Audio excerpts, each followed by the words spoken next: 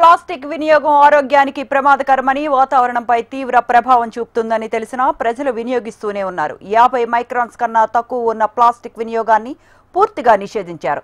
దీనిని పక్కాగా అమలు చేయాల్సిన అధికార యంత్రాంగం నిర్లక్ష్యం కారణంగా పట్టణ వీధులు, మురుగు కాలువలు ప్లాస్టిక్ కూపాలుగా మారిపోతున్నాయి. దుష్ప్రభావం కలిగించే ప్లాస్టిక్ నిషేధంలో మున్సిపాలిటీ అధికారుల వైఫల్యం చెందుతూ ఉన్నారు. ఆ లిస్టులో శ్రీకాకుళం జిల్లా పలాస, కాశీబుగ్గ పట్టణాలు ఉన్నాయి.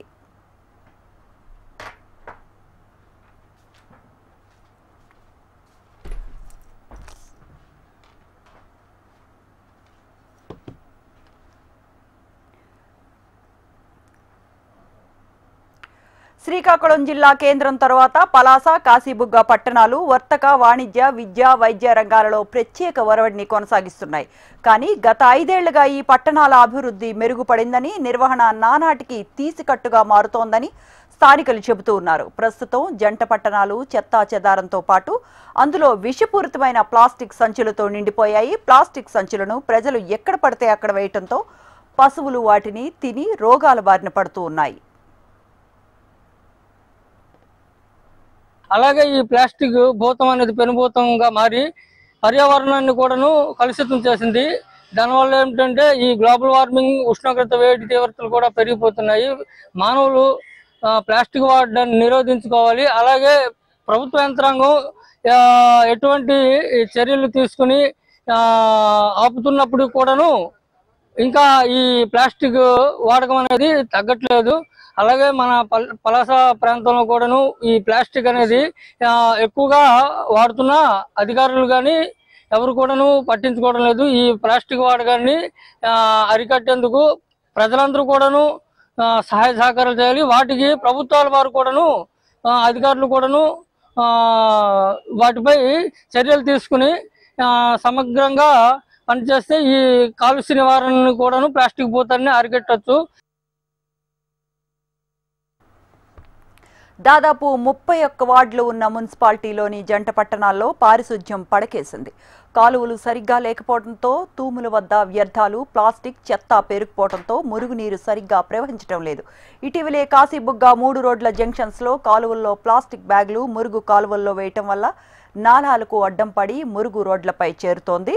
చెత్త కాల్వలకు అడ్డంగా చేరి వర్షం వస్తే రోడ్లు చెరువుల్లా మారిపోతున్నాయి. దుకాణదారులు డ్రైనేజీలపై బండలు వేయటం వంటి కింద ప్లాస్టిక్ ఇరుక్కుపోయి పారిశుధ్య సమస్యలు తలెత్తుతూ ఉన్నాయి. 50 మైక్రాన్ల లోపల ప్లాస్టిక్ వినియోగం నిషేధం ఉన్నా అమలు చేయటంలో పురపాలక యంత్రాంగం నిర్లక్ష్యం వహిస్తోందనే ఆరోపణలు బాహాటంగానే వినిపిస్తూ ఉన్నాయి.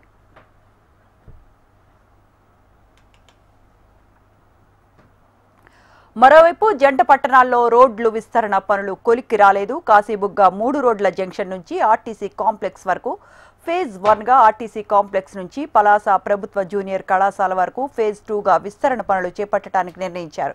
ఇప్పటికే ఫేజ్ 1 పనులు ప్రారంభించారు. నివాసాలు, షాపులను తొలగించారు. రోడ్లకి ఇరువైపులా కాలువలు ఏర్పాటు చేస్తున్నారు. అయితే ఏళ్ల తరబడి పనులు కొనసాగుతుండటంతో ప్రజలు వెతలు అన్నీ ఇన్ని కావు. ప్లాస్టిక్ వ్యర్థాలు ఎక్కడ పడితే అక్కడ పారేస్తున్నారు.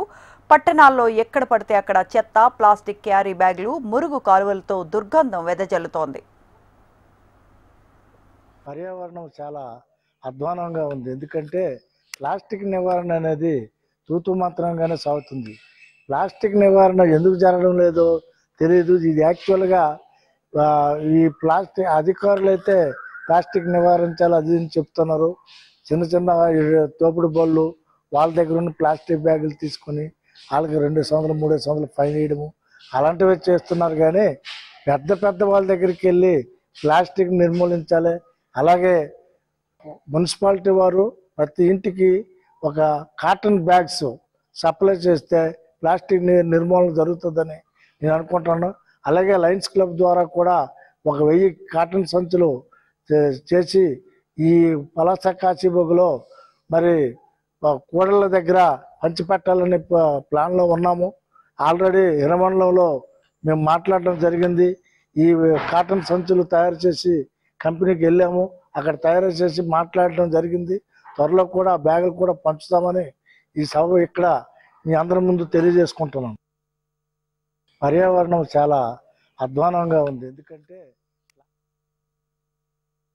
పట్టణ రోడ్లపై పందులు, కుక్కలు, పశువులు స్వైర విహారం చేస్తున్నాయి. చివరకు వందలాది మంది ప్రయాణికులు ఉండే బస్టాండ్లోకి సైతం పశువులు ప్రవేశిస్తూ మలమూత్ర విసర్జన చేస్తూ ఉండటంతో ప్రయాణికులు పడే బాధలు అన్నీ ఇన్ని కావు.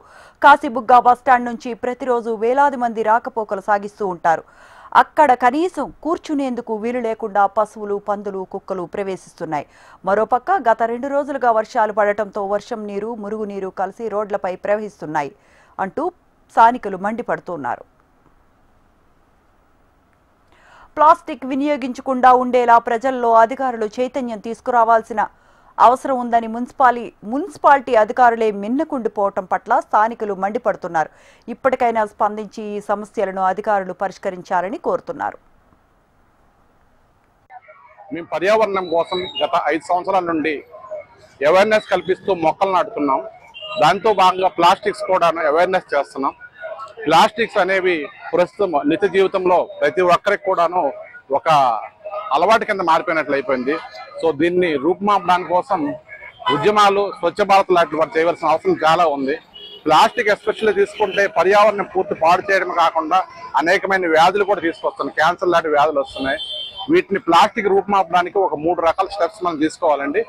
ప్రభుత్వానికి మేము వినదించేది ఏమిటంటే, ఈ ప్లాస్టిక్స్ ఎక్కడి నుంచి వస్తున్నాయి, వాటిని రూపుమాపాలంటే ఆ కంపెనీస్ ని ప్రొడ్యూస్ చేసి కంపెనీస్ బ్యాన్ చేసి ప్లాస్టిక్ మీద ప్రత్యేకమైన అవగాహన తీసుకోవచ్చు. జనాల్లో అవేర్నెస్ కల్పిస్తే గానీ ఈ ప్లాస్టిక్ పైన మనము గెలవలేము. రాబోయే రోజుల్లో పంటలు కూడా పండే పరిస్థితులు లేవు. ఎందుకంటే బయోడిజిబుల్ అయిన వస్తువుల్ని మనం వాడే విధంగా గోనె సంచులు వీటిని ప్రత్యామ్నాయ మార్గాలు చేపట్టవలసిన అవసరం యువతగా మనందరి పైన ఉందని పలాస కాజీబో వాసులకే కాదు యావత్ భారతదేశం అందరికీ కూడాను విన్నవిస్తూ ఉన్నాను. థ్యాంక్ యూ అనండి.